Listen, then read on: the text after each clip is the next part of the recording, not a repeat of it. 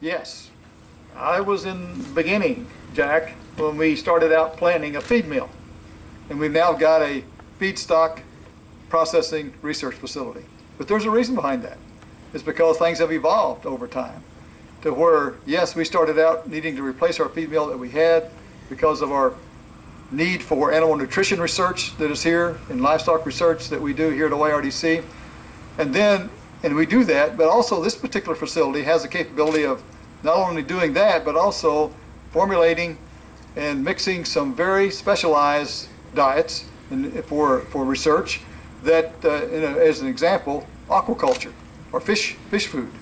And so that's a growing industry and enterprise in Ohio now, and so we have that capability as well as some of the other unique kinds of things that their scientists need for their research purposes. Bobby mentioned that as you look at the agricultural sector, that it's about a $98 billion industry, and it involves about 1 million jobs in this state.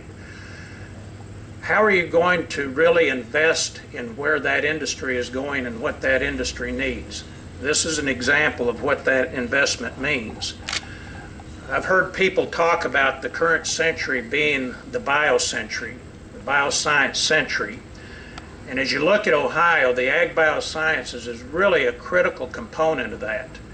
When you look at a $98 billion industry, and then you look at the animal industry and the plant industries that really feed into that, about half of that value is really tied up in that animal industry. So when you start looking at what a facility like this means, when you're doing nutritional studies, when you're doing replicated experiments, and as Dave has indicated, you need to avoid contamination issues, the kind of facility we're talking about, the kind of equipment that goes into this is really critical.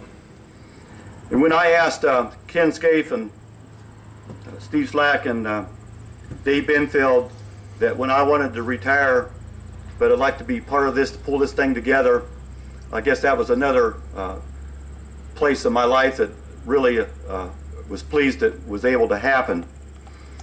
And just the other evening, I was thinking about the what really is special about that, and ended up with the words of the 3 R's. I guess it's at the right place at the right time, and at the right time, and I was ready. And it's been a big challenge. Yes, it has. A lot of people have already said last few days that it's finally happening, but you know, that is not bad. With the new technology that has happened in the last 20-some years, we would not have what we've got today.